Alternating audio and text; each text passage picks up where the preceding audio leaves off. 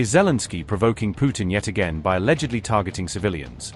After reports of a deadly drone strike on a packed passenger bus inside Russian-controlled territory, a deadly drone attack on a civilian bus leaves at least 7 people killed and 11 more injured, raising fresh outrage over whether Ukraine is crossing red lines in this war. Hunting down people, a furious Putin aide erupts after the bus strike, accusing Zelensky of waging terror against ordinary travelers far from the front line. A Ukrainian drone struck a passenger bus in the city of Yenakiyevo on June 3, according to initial reports from Russian-installed authorities in the area. The head of the self-proclaimed Donetsk People's Republic said 7 civilians were killed in the strike, underscoring the human toll of attacks along contested front lines. Denis Pushilin added that 11 other passengers on board suffered injuries of varying severity, with some reportedly in critical condition after the explosion and ensuing fire. The bus was traveling on a long-distance route from Moscow to Simferopol in Crimea when it was hit, suggesting the attack occurred on a major transit corridor used by civilians. Videos and images from the scene showed the vehicle almost completely destroyed by the blaze, with only the charred frame and scattered debris left recognizable as a bus. Russian Foreign Ministry spokeswoman Maria Zakharova condemned the strike, describing it as a deliberate hunt for people and accusing Kyiv of terror tactics against civilians. Russian media outlets alleged that Ukraine had carried out similar attacks on highways before, claiming a pattern of drone or missile strikes on civilian road traffic in Russian-controlled areas. Kyiv, however, has repeatedly denied deliberately targeting civilians during the conflict, insisting that its drone and missile operations are aimed at military or logistical objectives. The incident came one day after large-scale Russian strikes on what Moscow described as military targets inside Ukraine on June 2, in a wider escalation of cross-border attacks. Those Russian strikes left at least 21 people dead and more than 100 injured in Ukraine, according to local authorities there, highlighting how both sides' operations are exacting a heavy civilian price.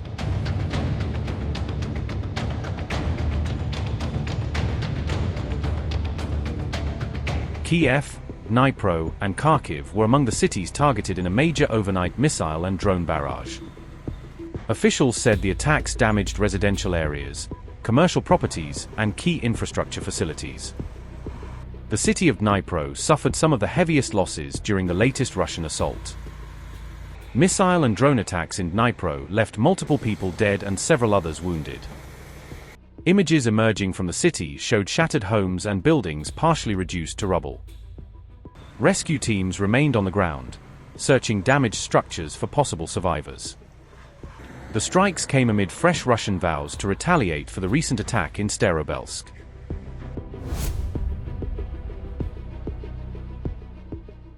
Kyiv faced repeated waves of drone attacks as Russian forces carried out a large-scale overnight assault. Residents spent hours under alert as explosions and air raid sirens rang out across the capital. One residential building sustained major damage after being hit in what officials described as a double-tap strike. The attack triggered multiple fires at business premises, construction areas, and fuel stations across the city.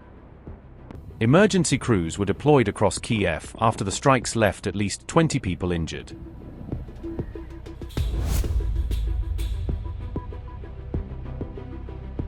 The latest attacks came just days after President Zelensky warned that Russia was preparing a new large-scale strike against Ukraine. Zelensky said Ukrainian intelligence had detected signs that Moscow was planning another major wave of missile and drone attacks. The Ukrainian president also expressed concern over shortages of air defense systems needed to intercept ballistic missile threats. As the assault unfolded, Poland scrambled its air force along with Allied aircraft to safeguard NATO airspace near the conflict zone. The new barrage came only days after Russia launched one of its biggest attacks, firing 90 missiles and 600 drones across Ukraine.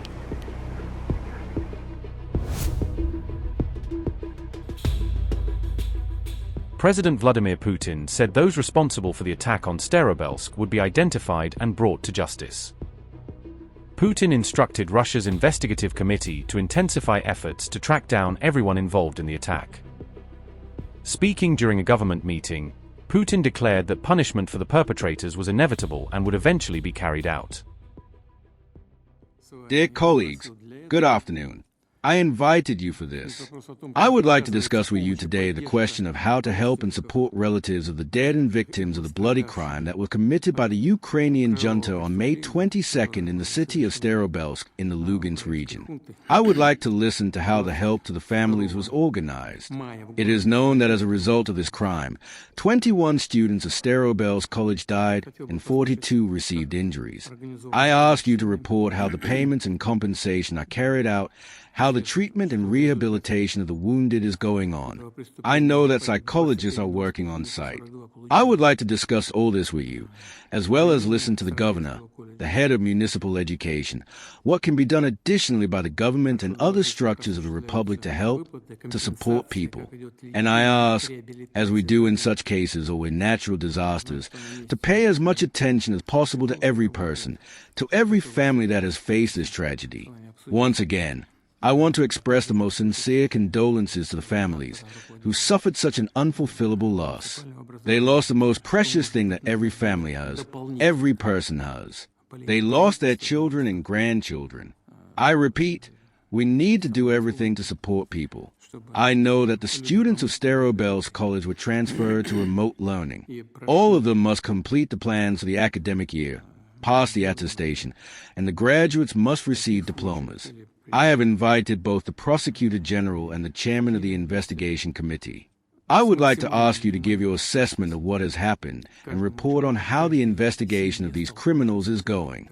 All of them must receive the deserved punishment, and it will be inevitable.